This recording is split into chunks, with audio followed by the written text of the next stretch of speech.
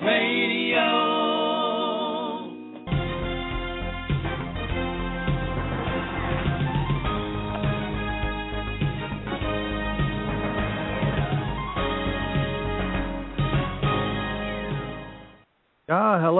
Hello, good day to you all.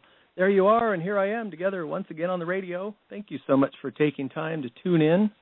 Welcome to the show. You're listening to A Kind Voice on Good News. I'm your host, Dean Buchanan. This is the show where all news is good news all the time. Here on the Good News Show, we bring you the best stories from around the world that exemplify the pay it forward concept, as well as other uplifting stories of true success and happiness. We want to feel good. We don't want the negative stuff. Our mission here at A Kind Voice is to make the world a kinder, more connected place, one conversation, one story, or kind deed at a time. All right, we have a great show lined up for you today. We have Catherine Ryan Hyde with us. She's one of the best-selling authors of the 21st century. Her novel, Pay It Forward, which launched a worldwide wave of good deeds and random acts of kindness, is now printed in more than 20 languages and available in dozens of countries. This year, in addition to releasing a collection of short fiction and 2 new novels, Catherine topped the charts with 2 more bestsellers, Walk Me Home and When I Found You. She's currently preparing a young reader's edition of Pay It Forward, which you can pre-order at her website, CatherineRyanHyde.com. That's also where you'll find more than 20 other novels written by this prolific writer and very special person. Catherine Ryan Hyde, thank you for joining us, and welcome to the show. Oh, my pleasure. Thanks for having me here, Dean. Yeah, I've been looking forward to this for a long time, Catherine. You are a very interesting person, not only because of your Pay It Forward, because well, first of all, you've had quite a busy and successful year this year. Yeah, this year has been big. You know, if I had heard that introduction like a year and a half ago, I would have said, maybe I don't sell as many books as you think I do. But things really kind of caught fire over the summer with those 2 Amazon publishing titles, and they had a very good run. And I kind of needed that because, I don't know, there was just a time in between when the Pay It Forward people didn't quite stay and see what else I was writing, and I don't know. It's a tough business, and there are some ups and downs. This is an up, and it's good. It is an up year, and I heard you say that in a interview one time that the Pay It Forward piece about people got that piece, but it didn't translate into book sales. And I sat back and thought, well, wait a minute, somebody like the author of Pay It Forward, wouldn't you think that maybe there's more to offer? I mean, you think so, because a person can write that kind of story. Yeah, with almost any other book, yes. There was just something different about Pay It Forward. Well, first of all, because it had been a movie, also. I think you get a lot of people who say, it's in 2 versions, and I like movies better, and movies are easier. And, they're very different, but I think a lot of people chose the movie because there was one. The other thing is, I don't know, there's something about Pay It Forward where it's like it's a book, but it's also kind of a concept, and it's kind of an action plan. And I think it becomes very simple to lift that concept out of the book and not worry too much about what surrounded it. I really don't say that as a complaint, because the truth of the matter is it's sold very well. And it kind of got me on the map as an author, and I do not gripe about it because it's all good, and and it even however many people followed me to the additional titles, I was able to publish additional titles thanks to that name recognition. But I don't know. I think if you compare it to the amazing impact that the concept itself made, you see that the book just kind of got a percentage of that, which is, it's good. But sure. I as an author who has now moved on and who also, I make my living at this, it was very important to me to have some new books spark and be successes all on their own, and I'm really happy now that that's happened, because I do use this to pay the mortgage. Of course. Well, and it's also you're on record as saying, you didn't, because you're an author. I mean, you've made that very clear, and that's what you do for a living. You don't care much for the whirlwind of fame created by the movie and that all the hoopla that went with it. You're kind of happy to get back to your readers now and do that. Is that Oh, absolutely, absolutely. I have people who say, well, would you have another book made into a movie? Yeah, of course I would. I'll send any of my books to Hollywood, but I don't want to go there. Yeah. I want to stay home and write the books. But no, you're right. I mean, to me, it means a lot more to me if someone comes to me and says, "Hey, I've read something you've written, and this was my reaction to it." That to me is a very real transaction, and I never get tired of it. I never get tired of people who made a personal connection with my work. But as far as people who think I'm a big time author because I had something made into a movie, I'm not. That kind of quote fame and fortune. I'm not particularly impressed with. I would just rather have just readers. Just people who want to read what I do. Yeah, and it kind of wore you out a little bit too, didn't it? You did a lot of travel. For a while there.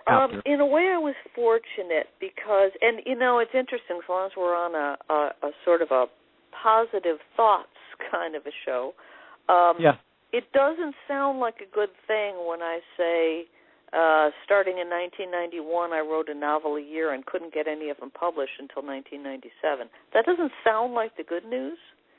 But what happened was I got a first novel published in 97. I got a story collection published in 98. It didn't cut into that backlog of novels that I'd been writing yet. Then I got Pay It Forward published. Then immediately Simon & Schuster said, well, what else have you got? What have you got in your drawer? So I pulled out 2 novels that were already published that they accepted, which were then published the year after Pay It Forward and the year after that. Well, that meant that, most authors, when they have that big sudden, what they call overnight success, which is kind of funny because I've been working full-time for 8 years, but usually when you have that overnight success, you get into that situation where you have to produce another work and you have all these voices in your head and you have to produce it faster and, I was just the opposite. I was able to take some time off. I really am answering your question, by the way. So what I did was I started traveling and speaking, and when people said, can you come talk to our school, can you come talk to our whatever about the Pay It Forward thing, if they could just, cover my plane fare so that I wasn't literally out of pocket, I would go speak and not, I wouldn't charge a speaking fee or anything unless they offered one. And I did that for about 3 years. And it was great because it gave me a chance to kind of put my shoulder behind the movement a little, which I hadn't really anticipated that there would be a movement. But since there was, it seemed good to put a little energy into getting the word out about it. But at the end of that, and I continued to travel. I continued to travel and speak for Pay It Forward, not quite as frequently, through about 2009. And I'm afraid travel to me is something a little bit like fame and fortune. It's just not my cup of tea. I love to put my dog in my motorhome and go someplace that has great dog-friendly hiking trails. That kind of travel I like. But the kind of travel where you're in airports and hotel rooms and then you're speaking and you're away from your home and everything. That I found was very kind of draining to the spirit. Yeah. So probably a little later than I should have, I stopped doing that and just stayed home and wrote books. Well, who wouldn't want to? Because I don't know how many people know, but you live in Cambria, California, and quote, you live 236 yards from the ocean. According to Google Maps, yes, I do. And it's just heaven. It's just such heaven. Which is one reason why, you mentioned that I post, a gratitude post every day. I do a daily gratitude. And one of the reasons why I decided almost a year ago that I would post a daily gratitude photo instead of just a daily gratitude thought is because this place is just so it's heaven, It is. And it just made such sense if you're talking about something like the way the sunlight sparkles on the ocean or, the hummingbirds who come to my windows or whatever. It just kind of made sense to share that image with people.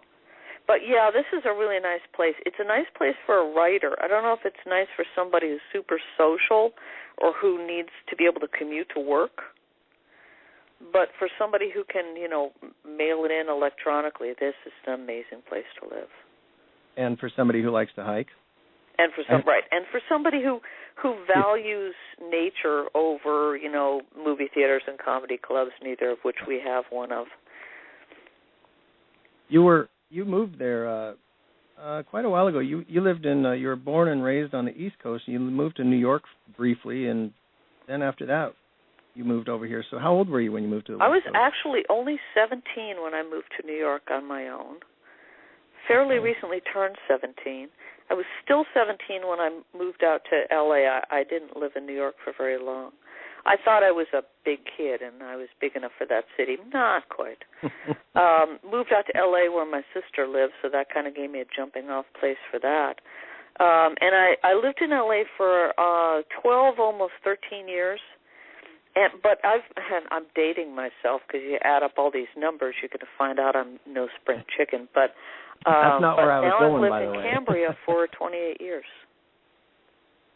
28 years. Wow. 28 years. I know, it's beautiful. Your pictures are incredible, and I want to urge people to go to your website. And also on YouTube, you have a channel with your pictures, your videos, and your readers' pictures. I love that. You're accessible. It's just great. I love to just put myself out there and meet the people who are reading this stuff. I love that. I also, for people who are on Twitter and Facebook, I also post at least a photo a day, at least my daily gratitude photo, if not many more, onto Twitter and Facebook. If anybody wants to find me there, I'm very open to, some people are like, I don't know you, so why are you sending me a friend request? But, I figure a lot of these people are my readers or people who are interested in Pay It Forward.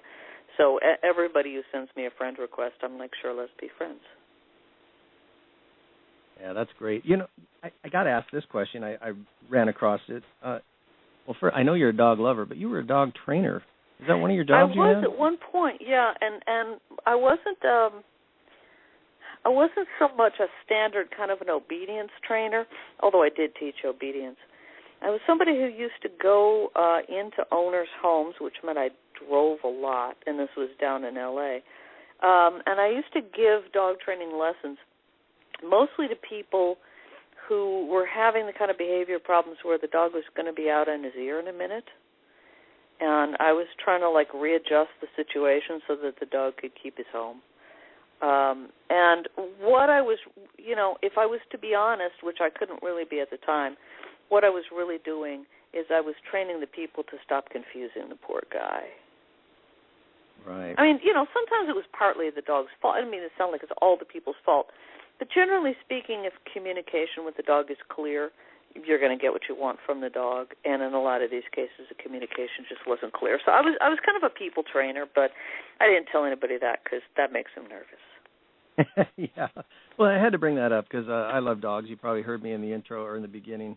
I walk my dog all the time. Yeah. I'm a Golden Retriever fan, and when I saw that in your book, The Long Steep Path, you mentioned Golden Retrievers. Oh, I love the book even more. I had a Golden Retriever, yeah. Yeah. Years ago, I had a Golden Retriever.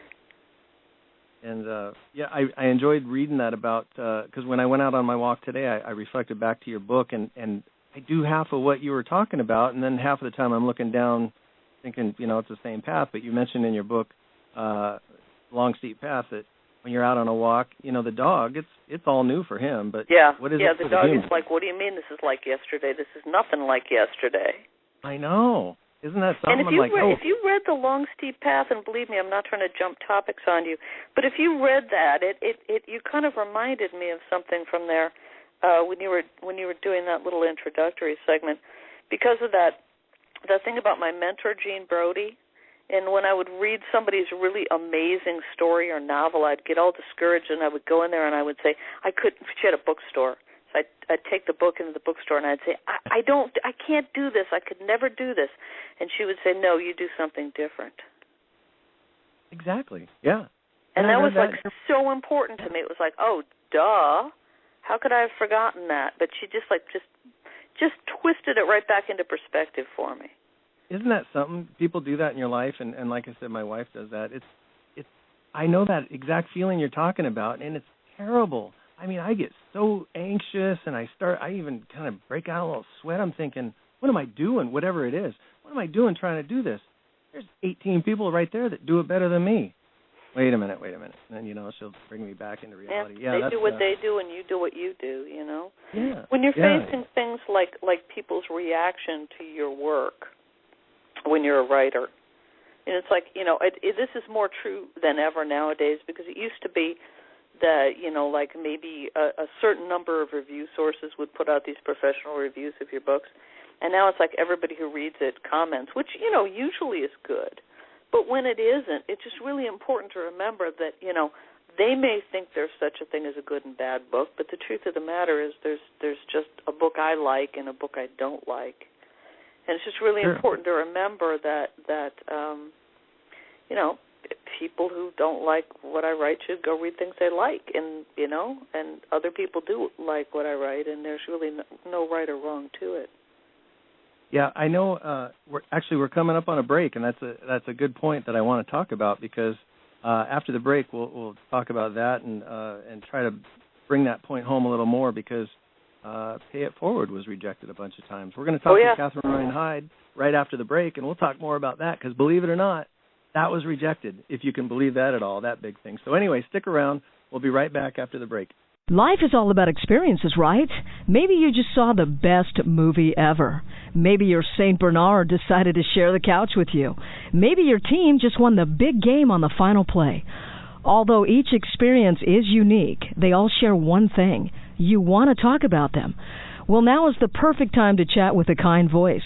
The super friendly folks at A Kind Voice want to hear about your experiences, from everyday stuff like books, movies, music, news, sports, and pets, to big ideas and philosophy.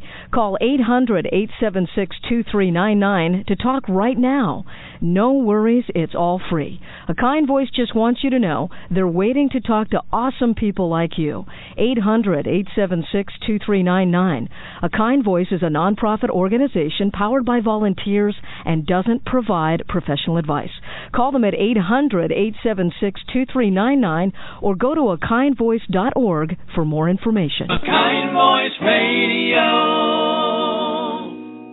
All right, welcome back to the show. You're listening to A Kind Voice on Good News. I'm your host, Dean Buchanan. We are talking with Catherine Ryan Hyde, the author of Pay It Forward and over 20 other novels, and we're discussing a few points out of those, as well as what's going on in her life. And before the break, we were talking about a little bit about rejection, and I said Pay It Forward was rejected. And Catherine, I want to say, I reflect back to your long, steep path, not only because it's one of them that I read, but it focuses on, it's one of your nonfictions, one of your only nonfictions, and it's observations by you from your own experiences, and I want people to understand who you are.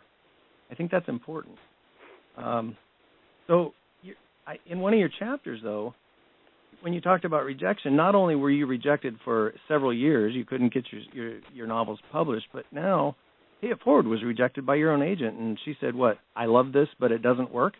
Well, she said that about the book before it, I love this, but it doesn't work. What she said about, just to give you some idea, that a lot of what I was doing wasn't working for her.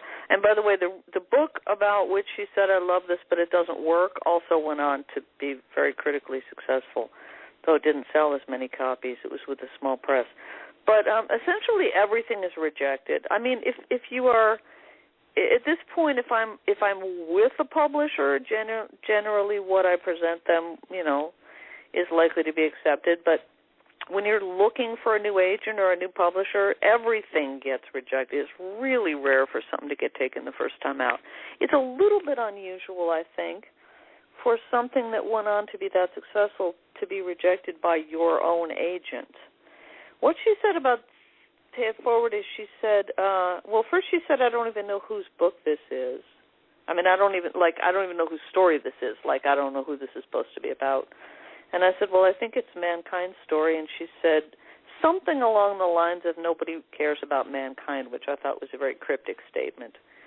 I think I was probably with the wrong agent at the time. And then she said, why do all the people in it have to be so awful, which I also thought was interesting because most of the people who've read the book don't think Reuben and Arlene were awful. And I said, well, I didn't really, I've been living with these people all this, I don't think they're awful. And she said, well, maybe awful is the wrong word, but, they all have something wrong with them. They all have a problem. And I thought, well, I'm looking around at this world, and everybody's got some kind of issue. But, the bottom line is she didn't like it. Again, I have to make the point that fiction isn't about right and wrong. Fiction is about do I like it or don't I like it. And since the book Pay It Forward has come out, I would say if you read both the user reviews and the print reviews, that probably 9 people out of 10 liked it and the 10th one didn't. Or Sure. 4 out of 5 people liked it or whatever, and the 5th one didn't. And that's about as good as it gets. That's a good result. She was one of the ones who didn't like it. So, it's important to me not to go back and make it sound like, whoa, was she ever wrong? I mean, it wasn't her kind of book. So I, got with an agent whose kind of book it was, and it went on to be very successful. But one of the reasons why I tell the story is because, a lot of us hear that. We put our dreams out to somebody, and the person says, oh, that's never going to, that's nothing. That doesn't work. And, imagine if I had just taken the novel Pay It Forward and put it in a drawer because she said it was all wrong. That could have happened. Correct. Yeah. If I'd been a little right. earlier in my career and I hadn't published any short stories and I didn't have a lot of mentorship and feedback and I didn't have another agent, I could have just gotten discouraged and put it in a drawer. So I just think it's really important to remember when somebody, assesses you like that, it doesn't necessarily mean that the next person to assess you won't have a radically different opinion. Well, that's very true, and I really like that. For me, a lesson, if you will, in your book that, and it goes along with what we talked about before of, hey, that person does it better than me. Why am I even doing this? But, rejection, I'm certainly guilty of when somebody says, oh, that's no good. That's the first thing I want to do. Okay, I'm not going to do it. Fine, forget it. I don't want to, and whether that comes from I don't want to embarrass myself anymore because I think if somebody doesn't like it, well, I'm embarrassing myself because I must be doing it wrong. So I really enjoyed reading stuff like that puts it in perspective. So just wanted to bring that one up. I want to get on another subject. I really wanted to hear your story. You got to spend some time with Bill Clinton in the White House. Is that correct? As well as speaking with him. Well, an evening. I don't mean to make it sound like I hung out with him there regularly, but I was invited to the White House to attend a screening of the movie Pay It Forward. I was one of the people that I was told that the president makes the list. That's what I hear. So I met him there, and then the following year, I'm almost sure it was the following year in 2001 when he was former President Clinton, we did a speaking engagement together in Las Vegas where somebody else did an intro and then I took the stage and did 30 minutes and then he took the stage and was the main speaker, and it was 3 days running. So I would say I know him a little bit. How much time did you get to spend with him, just quote, off camera or in the back? Did you get to talk to him at all? Or? Oh, yeah, we talked quite a bit. I mean, both fun. When I went to the White House, I pretty much met him. I gave him a copy of the book, and then we watched the movie, and then afterwards we took some pictures and stuff. When I saw him in Las Vegas, because it was 3 times in a row, there was kind of like a green room behind the stage, and, between the time I spoke and then the time he went out, somebody was singing the Star Spangled Banner or whatever, and we would chat backstage. And after the last day, we did a photo op where I gave him a copy of Electric God, and he was holding it, and we had a picture taken together. So, yeah, we chatted a little bit, and we chatted a little bit in the lobby of the hotel. He's very much a people person. He's kind of just the opposite of me, and I don't mean to suggest that I don't like people, but he's one of those people who kind of plugs in to other people and gets his energy that way. Sure. And I'm one of those people who kind of runs down and needs, around crowds and need alone time. But it took about 20 minutes for me to get back into the hotel after we both left that speaking engagement because Secret Service had to go kind of lock down the area. And when I finally got in, he'd still be there in the lobby talking to people and having his picture taken with, somebody from Oklahoma or whatever. So he's very easy to engage because he just loves people and he just loves to talk to you. Well, you know, and I wouldn't. I understand what you're saying, but you're also easy to engage as well, in the sense that you're very accessible, like I said earlier. You know, you well, do I like appreciate you saying that. And again, I'm not suggesting that there's a problem between me and other people.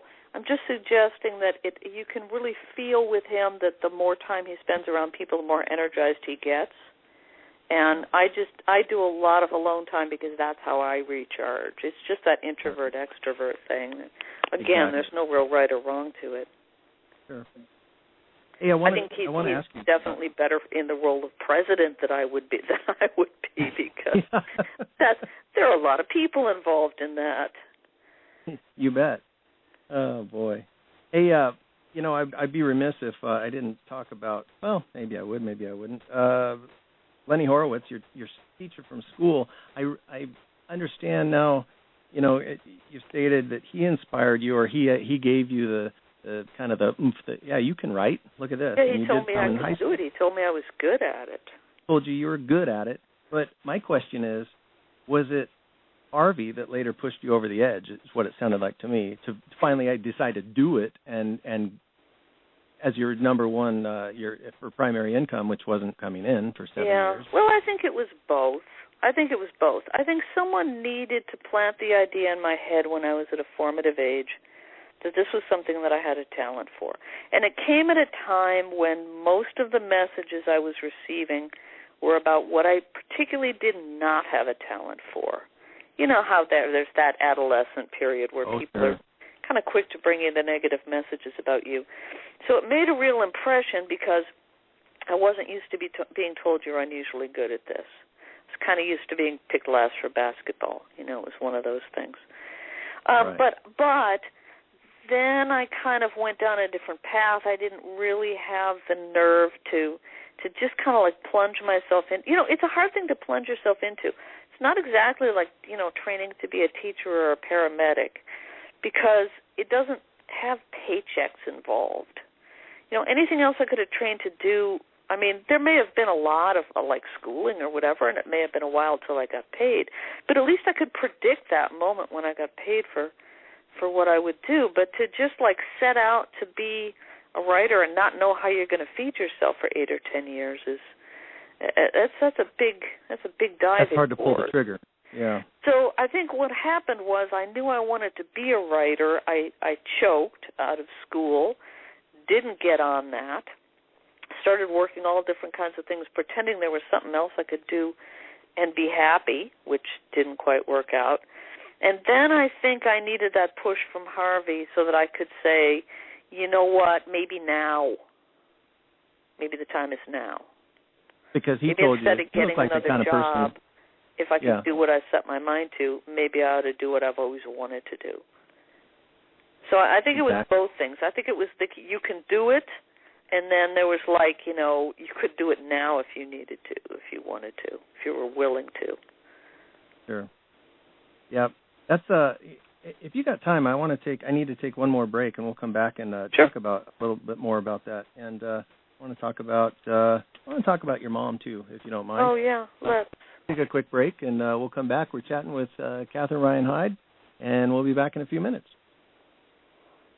A Kind Voice is a call-in line that lives upstream from depression hotlines. You don't need to be experiencing a crisis to call us. Our volunteers take calls on a book you read, a movie or game you saw, or just about anything you'd like to discuss.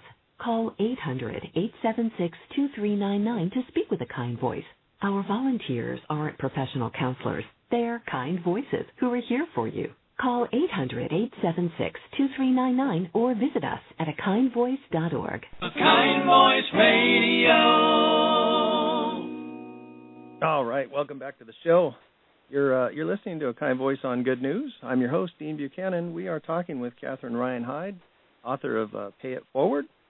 And before the break, we were talking about pulling the trigger, so to speak, on trying to get out and do writing as a full-time job without knowing when your next paycheck's coming. And I mentioned I wanted to talk about your mom. I remember in an interview, or it was something you wrote, you talked about your mom was of the belief that you don't need a fallback position, just go do it. Is that somewhat accurate? Yes, she not only felt you didn't need to fall. Her quote was, "The problem with the fallback position is that you tend to fall back." Right. So I think her point was not even so much that you don't need it, but however much you may feel like you need it, it's not really the best way to get to your goals. I kind of liken it to the difference between walking a tightrope with and without a net. Walking a tightrope without a net, I'm not going to advise somebody to do that because that's a dangerous thing to do. But I can tell you that person is more likely to stay on the wire. Sure. When you know there's a net down there, you can always fall into the net. So, my secret to whatever success I've attained at this point is kind of along the no plan B lines. And, it's come to play not only when I first decided to be a writer, but, I mentioned that I've had at least 2 or possibly 3 kind of very bottom of the cycle slumps in my career where I kind of wondered if I was going to be able to keep making a living this way. My agent, who I just love, tells me I have more lives than a cat because the career keeps coming back. And I've kind of been looking at that recently and realizing what it is. It's not anything special about me and having more writers' lives than anybody else. It's that most people, if they stop making money as a writer, they're going to go, okay, it's over. And they're going to give up and go home. I just figured out a long time ago that I want to be a writer, and that's what I'm going to do. No matter how much I have to put my shoulder behind it, no matter how much I have to tighten my belt, I'm not going to just, stop and get a day job. And so I think the answer to having more lives than a cat is just staying in. Just staying in until things come up again because, anything like that is very cyclical. Anything like publishing success or whatever, any kind of success, it's not what people think it is. It's not a straight line that goes from the bottom, on an angle to the top. It's, there are a lot of twists and turns along the way. Well, I'm glad you brought that up because that reminded me about something that I said on an earlier show. My wife and I always used to tell our kids about, when I want to be a football player, or I want to be a rock star, whatever it is they wanted to be, because they would hear about, it was in the days of Alex Rodriguez getting a $250 million contract for playing baseball with Texas, leaving Seattle, and I'm from Seattle. And, the kids, they would talk about, I'm gonna get millions of dollars. I want to do this. I want to do that. And you mentioned using money as the yardstick by which people would measure, and they'd fold up their tent and go if the money wasn't coming in. We always told them, look, whatever you want to do, just do it because you love it, and the money will be a byproduct. Because look at some of the more successful people in sports or in any field. The more successful ones are doing it because they love to do it, and the money just comes in. Or maybe it won't, maybe it will. And like you said, it's cyclical, and you just do it. That's because you're an author. That's just what you do. And I appreciate that. Yeah, I see this a lot in my line of work because there are a lot of people who are newer, who are writers, who want to know, where the money is. What should I write that makes money? It was funny because Elmore Leonard, who I'm sorry I have to now call the late Elmore Leonard, somebody asked him in a book signing, a lecture type of thing, what do I write to make if I want to make money? And he said ransom notes. There's a sense that, if romance is the big seller, people say, okay, I'll get in there and write romance. Now everybody's flowing into young adult because young adult is doing better. But the truth of the matter is people who write romance and young adult do it because they think that is the very highest form of their art. They love it, so they write it. And the people who just say, oh, that's where the money is, so I'm going to go write that, the stuff they're writing, it doesn't have that, it doesn't sing because they don't love it. The passion's not there. They're doing it because they think it's easy. Well, there's no easy in writing. But, no. As a matter of fact, I am such a big believer in do what you love and the money will follow. There was a time, post-Pay It Forward, kind of trying to get the career going with other books. I was doing way too much traveling, way too much speaking. And I was sitting with not the agent I have now, but my old agent. And we were talking about how we believe so much in that theory, and now the money was kind of drying up again. So, like, what was up with that? And all of a sudden it occurred to me that I hadn't loved what I was doing for a couple of years.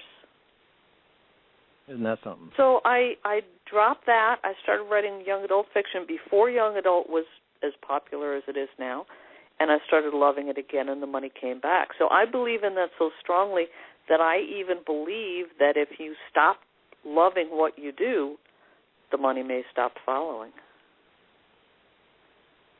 It's just a different energy that you put into your work when you're doing what you love. It's just a different way to live. And it shows through, Yeah, exactly, and people feel it. People feel your love. They feel that passion that you're putting into the work. Yeah, that's a great point. And back to your family. Your family, there were writers in there. Your mom was a writer too. Is that correct? My mom was a writer way back when I was a kid, when I was growing up. She didn't love it though. She didn't do it because she loved it, so she didn't keep it up. And I have two sisters who were to one degree another writers. And then my father, it was amazing when we got him to write emails. He used to send us letters years ago. I mean, he used to send us, quote, letters, end quote, on cassette tapes. Because he didn't even like to sit down and write a letter. So obviously I take after my mom. Yeah. So you're the sole author or writer now in the family? No, I wouldn't. No, I wouldn't go that far. But actually, one of my sisters, my middle sister, passed away in 2007, I think it was. So, and my mom passed away in 2012. So my family's getting smaller, but it's what happens. Before we're coming up on the hour, and I wanted to be sure and give everybody a chance to take down where they can get in touch with you. And I mentioned your website, and also talk about what you have out currently. I mentioned that at the beginning, but let's run through that a little bit and give everybody a little direction on how they can get more Catherine Ryan Hyde. So you have out now. Your last one was Where We Belong. That just came out in July. Yeah, most recent one is Where We Belong. I have one coming out in June of next year with Amazon Publishing called Take Me With You. I have another one that I'm actually kind of in the finishing up process with now that hopefully, if all goes well, will be out in December of next year. And then I have the 22 others. When you say 24 books, that's not counting what's under contract and about to come out. So it's actually 24 published and forthcoming. So, if people want to look at everything I've done, I think the best bet, they can go to my Amazon author page, or they can go to my website, CatherineRyanHyde.com, and just look down the list of books on the left-hand side of the page, and then each one is a link to a detailed page with more about the book so they can see what might interest them. And they're in order with the newest at the top. So I make it easy for people to plow through all those titles. Link to go get them. Yep. Okay. And I want to say that your website, that's the first place to go, I would think, because not only do you have that, but you got the About Me page, you've got the blogs, you've got photos. You guys got to go see your photos. Yeah, there's more. I mean, for somebody who wants to know who I am as a person or know more about the author, yeah, definitely the website, because I try to make it personal. Yeah. Yep. You do, and you can sign up for your blogs. You send out a blog, and you also have. I mentioned it earlier. You have the Young Reader edition of Pay It Forward coming out next August. Yes, thank you for reminding me. I think August of next year, an editor at Simon & Schuster Children's and I put our heads together and came up with a G-rated version that's going to be suitable for kids as young as 8. Because, when I wrote that book, I thought I was writing for adults, and I didn't know kids would take an interest in it. So I didn't, I wasn't careful about adult language and material because I thought I was writing for an adult audience. So kids in high school read it now, but it's pretty exciting to see it going into middle schools next year. Yeah, that's great. That's due. Is that a pretty firm month, though, August of next year? That should be ready? Yeah, it's actually got, you can actually pre-order it on Amazon now. You can go out to Amazon and type in Pay It Forward Young Readers Edition, and you can see the cover. You can order it when it's available. So, yeah, that's from. Yeah, I love the cover. That's a perfect cover for young readers. Yeah, I like that, too. I thought they did a really good job at that. It looks like a kid's book, but it's also really imaginative, I thought. It is. Yep. Very applicable. I really enjoyed now that. Now people want to go out to my website so they can see the cover, so that's good. Yes, they do. And I hope you have increased traffic and increased interest, because you are a very interesting person, Catherine. I have so much more that I'd love to talk to you about, but unfortunately we are out of time. And I would like to, as I mentioned in emails, hopefully before, but if not, when your young reader version comes out, have you back on the show, and we can I was going to say we should do another hour, absolutely. But that would be excellent timing, because that opens up Pay It Forward to kind of that's like a whole new time in the Pay It Forward history. Sure. Yeah, let's count on that.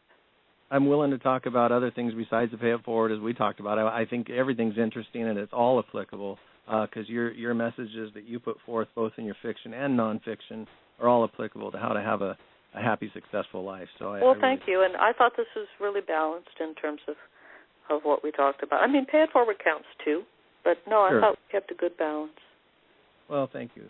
I appreciate it. I really enjoyed it, and unfortunately we are out of time, and I want to thank you so much for calling in, and we'll hope to talk to you soon.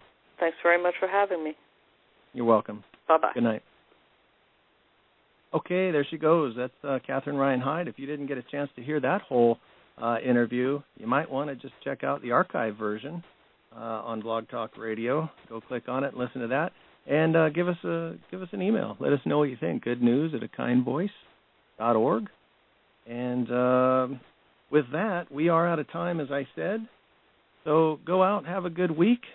Come back next week, join us. And as you heard on the commercials, you can join us every night for a different show on movies, on sports. We have all kinds of shows that you heard about. Come back and visit us every night. But next Sunday, 7 p.m. Eastern, will be another edition of A Kind Voice on Good News. Until then, I'm Dean Buchanan, your host. Have a great week.